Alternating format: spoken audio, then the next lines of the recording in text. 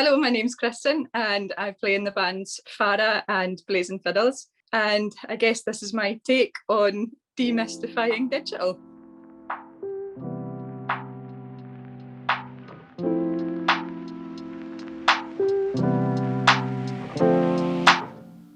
So I came to social media probably quite late in the day. I don't use social media that often for my sort of personal day-to-day. Being in bands, we kind of have to get to know social media a little bit to connect with our audiences.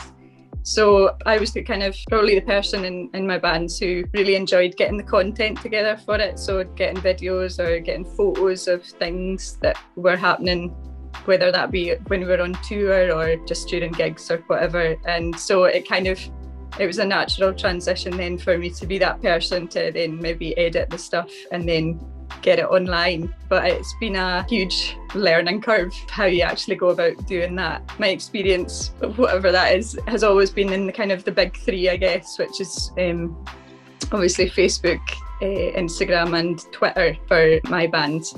So I kind of got to grips with doing that, but I'm not really a person who takes shortcuts. My approach was to do something on each one to actually go into each platform rather than sync them all up so you can just post one thing. I guess I do that because I like it to feel quite personal to that platform, to that specific audience.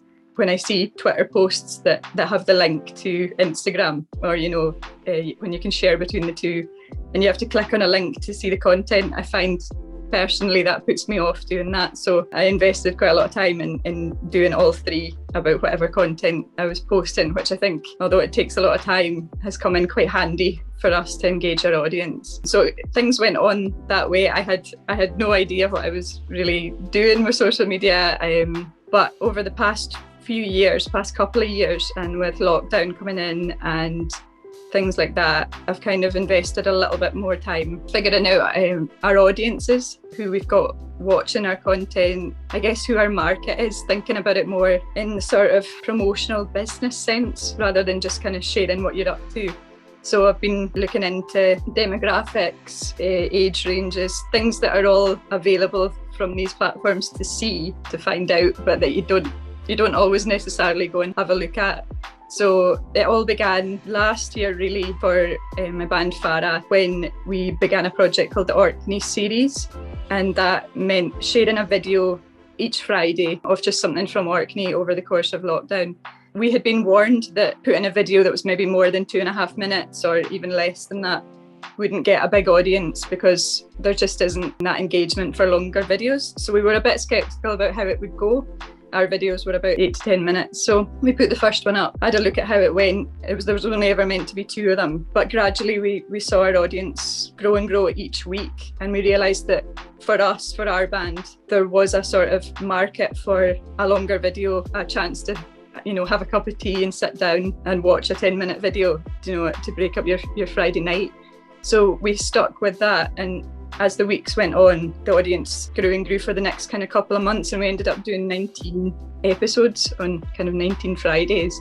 And I guess the thing I learned most from that was, before that, I had just been posting at random when I thought I should post. When we were away on tour, I thought, oh, it's another day on tour, I should post about that, rather than thinking to myself, maybe less is more. And I think that's probably quite a popular misconception, actually, is that you have to just post everything that you're doing. And I guess actually that might take down engagement. You feel like you need to be present all the time. But I guess if what you're saying isn't that investing, then it's going to have the opposite effect. So we found that just keeping it every Friday night at the same time gave people something solid to then show up for. They knew it was going to be there, they looked forward to it, and it was always present on a Friday for them. So we found that routine thing was really, really good. The other thing that we learned was how important it is to get to know your audience, and that there isn't one rule for all on this social media stuff. What appeals to our audience might be completely different to what appeals to another band's audience. So we found that the quite long engagement and the personal feel that we go for in our social media does appeal to our followers. The snappy thing, not so much, because that's just our demographic. So yeah, we found that was a really good thing. During the process of doing the Orkney series, I also took part in a project called Global Music Match, which had a whole section on helping basically the people who are taking part, how to operate social media, how to kind of make it less scary, how to go through the basics and then look into taking it further, how to work all the things like business suite, all these things that, to be honest, I took one look at and just kind of went, I'm not even getting into that, So that encouraged us to have a look at them, not be scared off by them and work out how they operate. And I guess it isn't as scary as we think. I guess it's there to be relatively user-friendly and to help your business. So I guess it's not as bad as you think sometimes, and it's a little easier to operate than you think. So with the help of the Global Music Match project, I took a little time and got into looking at how to operate these media platforms, and that really helped. And then when we picked up the series after that, I was able to look more at where our videos were getting to and who they were appealing to. And then that kind of helped us go from there.